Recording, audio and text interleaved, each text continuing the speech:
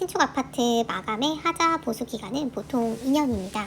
그래서 사전 점검 때부터 꼼꼼하게 점검을 하시고 살면서도 점검을 하고 또 보수를 받는 게 필요합니다. 오늘은 제가 직접 입주한 아파트의 사전 점검 내용과 그리고 살면서 이런 점을 좀 체크해봤으면 좋았을 것이라는 그런 후회되는 점들을 모아서 정리를 해봤어요. 가장 후회되는 점 한 가지를 꼽으라고 하시면 모든 하자의 보수를 짐을 넣기 전에 다 끝내지 못한 그 점입니다. 웰컴 라운지에서는 입주를 하고 나서도 충분히 보수를 받을 수 있고 괜찮다라고 하시는데 사실 그분들이 저희 집에 살 게 아니잖아요. 그러니까 그분들은 괜찮아요. 근데 사는 저로서는 아주 괜찮지가 않더라고요. 그렇기 때문에 내가 정말 짐을 다 넣기 전에 모든 하자 보수를 하는 것이 가장 좋았다라고 생각이 됩니다. 특히 먼지가 많이 날리는 타일 그리고 디딤석 이런 부분 같은 경우에는 반드시 입주 전에 하셔야 되는 게 맞고요. 벽지나 바닥 보수 같은 것도 입주 전에 짐을 넣기 전에 하시는 게 가장 좋습니다. 왜냐하면 벽지 같은 경우에는 사용하면서 오염이 되었다, 사용하면서 찢어졌을 수도 있다라고 하면서 하자 보수를 안 해주려는 그런 경우도 생기기도 하고요. 근데 만약에 시간이 되지 않아서 입주 전에 보수를 받지 못하신다 그러면 입주 전에 사진을 남겨서 증거를 제출하시면 이때는 이제 접수를 안 해줄 수가 없어요. 그래서 입주 전에 사진을 꼼꼼하게 찍어 놓으시는 것을 추천합니다. 사실 벽지보다 더 꼼꼼히 사진 증거를 남겨놓으셔야 되는 부분이 있습니다. 바로 바닥재인데요. 바닥재의 경우에는 생활하면서 파손이나 오염, 손상이 더 쉽게 이루어지는 특성이 있습니다. 그렇기 때문에 내가 이사 오기 전에 입주하기 전에 있었던 하자임을 증명하기 위해서 사진을 꼭 남겨두셔야 됩니다.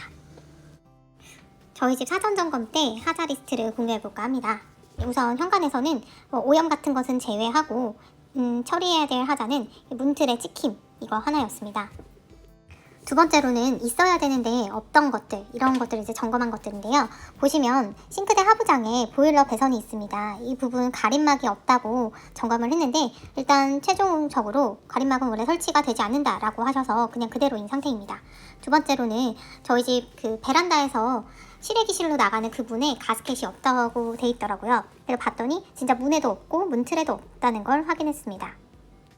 가스켓이 없으면 외부인 실외기실에서 내부인 베란다로 공기가 유입이 되기 때문에 난방도 잘 안 될 뿐만 아니라 냉방 시에도 냉방 효율이 떨어지는 그런 단점이 있습니다. 그래서 이 부분을 꼭 챙겨보시는 걸 추천하고요. 네, 다음은 거울 테두리에 마감이 없었다는 점입니다. 드레스룸에도 거울이 이제 전신 거울이 하나 있는데요. 현관 거울과 마찬가지로 이 테두리가 마감이 되어 있지 않아서 마감을 함께 받았습니다. 세 번째로는 고정이 잘 안 되어 있는 것들을 살펴보겠습니다. 일단 저희 팬트리에 있는 선반이 픽스가 잘 안 되어 있더라고요. 보니까 아래쪽에 있는 나사가 고정이 잘 안 되어 있는 게 확인이 되었습니다. 몇 군데가 있어서 다 보수해달라고 스티커로 표시를 해놨고요. 두 번째로는 화장실에 있는 변기가 고정이 잘 안 되어 있더라고요. 당연히 변기는 고정되어 있겠지라고 생각을 해서 제가 흔들어 보진 않았었는데 사전 점검 업체에서 오셔가지고 흔들어 보더니 고정이 잘 안 되어 있다, 고정을 다시 해야겠다라고 하셔가지고 일단 발견한 케이스입니다. 저희 집의 경우에는 변기만 고정이 안 되어 있었지 다른 세대에서는 이 세면대도 고정이 잘 안 되어 있는 세대도 있었다고 합니다. 그렇기 때문에 화장실 꼭 확인하실 때 부착이 잘 되어 있는지 꼭 확인하시고 욕조 같은 경우에도 주변에 이제 마무리가 잘 되어 있는지도 확인하는 게 좋아 보이더라고요. 다음은 이제 문선관이라고 해서 문 테두리에 있는 나무들이 부착이 잘 안 되어 있더라고요. 이 부분들은 이제 다 흔들어 보고 부착이 안 된 부분은 표시를 해서 입주 전에 다 고정하는 걸로 마무리를 했습니다. 그리고 고정과 부착에서 가장 중요하게 보셔야 되는 부분, 이 창호 부분인데요. 이 창호 부분이 고정이 잘 안 되어 있으면 나중에 이제 결로가 생기거나 누수가 생기는 그런 원인이 되기 때문에 꼭 확인을 꼼꼼하게 하셔야 됩니다. 확인을 하는 방법은 창호를 최대한 열었다가 문을 있는 힘껏 세게 닫았을 때 창호가 얼마나 흔들리는지 유격이 얼만큼 발생하는지를 확인하는 것인데요. 이 부분은 생각보다 힘을 많이 줘야 되고 생각보다 세게 해야 된다는 점이 있습니다. 저희 집 같은 경우에는 거실 창호와 작은 방에 있는 창이 잘 부착이 되어 있지 않은 점을 발견했습니다. 그래서 추가적으로 벽지를 살짝 떼어내고 그 창호와 벽 사이에 있는 곳에 폼을 쏘아서 단단하게 고정할 수 있는 그런 보수를 받았습니다. 다음은 가장 문제가 많았던 바닥 부분입니다. 어떤 세대보다도 저희 집에서 바닥 부분에 하자가 많았다고 하시더라고요. 봤을 때 벌어짐, 깨짐, 까짐, 그리고 단차가 안 맞고 또는 이제 블룩 솟아오르는 그런 팽창인 그런 부분도 있더라고요. 또 평탄화가 잘 되지 않아서 그런 상태로 바닥 시공을 해서 문제가 생긴 부분도 있었고요. 그래서 가장 신경을 곤두세워서 보수에 힘썼던 부분입니다.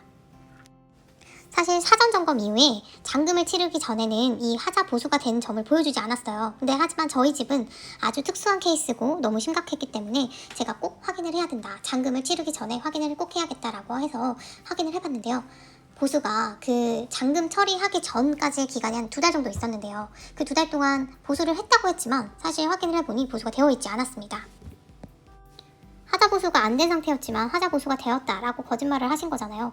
그래서 하루빨리 정말 빠르게 바닥 보수를 해달라고 요청을 했고 그 요청에 상응하는 하자 보수를 받을 수 있었습니다. 만약 제가 입주 전에 확인을 하지 못했고 이 상태 그대로 이사를 맞이했다면 아주 끔찍했을 것 같습니다. 그렇기 때문에 이런 경우에는 꼭 미리 확인을 하시고 강력하게 대응하시길 바랍니다. 다음으로는 이색 하자를 이제 볼까 하는데요. 이 도장 같은 경우에는 외부에 있는 색깔이 다르면 이제 확인을 잘 안 하시잖아요. 근데 사전 점검 업체에서는 이제 외부와 저희 집과 이어지는 그 부분에 그 도장 색깔도 보시더라고요. 근데 그 부분뿐만 아니라 시래기실 또는 다용도실의 벽면에 있는 도장의 색깔이 벽마다 색깔이 다르면은 차라리 이제 단위로 나눠지니까 상관이 없는데 벽 안에서도 이색이 있는 부분이 있어요. 그런 부분을 잘 캐치를 하셔야 되고 저희 집 같은 경우에는 팬트리 앞에 있는 그 천정 부분에 색깔이 약간 다른 벽지가 붙어 있더라고요. 이런 하자도 있었으니 꼭 확인을 하시길 바랍니다. 네, 다음은 도배 부분입니다. 도배 부분은 보통 찢겨 있거나 구멍 나 있거나 또 돌출되어 있는 부분이 있다거나 오염, 들뜸 이런 것들이 되게 많았는데요. 또 마감이 불량한 경우도 있었습니다. 이 끝과 끝이 잘 맞물려 있지 않다거나 또 마감 부분이 떨어져 있다거나 이런 부분이 있었으니 도배 부분도 확인해야 될 부분이 많더라고요. 도배 부분을 확인하실 때 가장 중요하게 보셔야 되는 부분이 곰팡이가 있는지 없는지인 것 같습니다. 저희 집은 다행히도 곰팡이가 있는 부분은 없었지만 다른 세대에서는 곰팡이가 있는 부분이 여러 발견되더라고요. 그렇기 때문에 곰팡이가 있는지 없는지를 확인을 유심히 하셔야 되는데 저희는 흰색 벽지로 도배가 되어 있어서 겉에서 봤을 때 약간 거무스름하거나 회색빛인 부분을 의심하면 되더라고요. 그런데 또 다른 세대에서는 회색깔로 도배가 되어 있어서 이 부분들을 어떻게 확인을 했냐 하면 걸레바지 부분이 약간 떨어져 있는 그런 부분이 있어요. 그래서 많이 떨어져 있다 이러면 살짝 들추어서 봤더니 안쪽에 곰팡이가 있었다 라고 하시더라고요. 다음은 필름 시공 불량입니다. 보통 이제 겉면이나 가장자리는 잘 되어 있는 반면에 모서리 부분, 이어지는 부분 이런 부분이 잘 안 되어 있더라고요. 이런 부분 확인하실 때 꼭 안쪽 모서리 부분을 꼭 확인하시길 바랍니다. 다음은 타일입니다. 타일은 구배를 가장 유심히 보셔야 됩니다. 커피나 색깔 있는 음료를 들고 가셔서 부어보시면 가장 확인이 편합니다. 잘 배수가 되는지 또 고이는 곳이 없는지를 확인하시고요. 타일에 단차가 있는 경우 또 타일이 잘 부착되지 않은 경우에는 물이 고이거나 좀 잘 빠지지 않는 그런 형태를 볼 수 있습니다. 그리고 저희 집 같은 경우에는 욕실 타일 중에 한 곳이 깨진 부분이 있었어요. 그런데 이제 이거를 시공을 하시다가 백시멘트로 가려놓으셨더라고요. 줄눈 시공하시는 분이 따로 찾아주셨는데 결국에는 줄눈 시공을 하면서 잘 커버가 되어서 따로 하자 보수를 받진 않았습니다. 이런 부분도 있으니 꼭 모서리가 온전하게 잘 있는지 확인하시는 게 중요할 것 같아요. 그리고 이제 오염 부분만 살짝 모아보았습니다. 저희 팬트리 문 쪽에 안쪽에 저희가 직접 지울 수 없는 그런 형태의 오염이 있었는데 오염 표시를 해놓고 접수를 하니 깨끗하게 다 지워두셨더라고요. 어떻게 지워두셨는지 모르겠지만 그리고 벽지에 있는 오염이나 또 바닥에 있는 그런 본드로 된 오염 이런 것도 다 정리를 잘 깨끗하게 해주셔서 이런 오염 부분도 하자 접수를 할 때 리스트에 넣는 게 중요할 것 같아요. 여기까지가 저희가 사전 점검 때 발견한 하자들인데요. 사실 살면서 발견한 하자들도 여럿 있습니다. 그 부분들은 또 따로 정리를 해서 영상을 만들어 볼까 합니다. 오늘 영상 끝까지 시청해주셔서 감사합니다.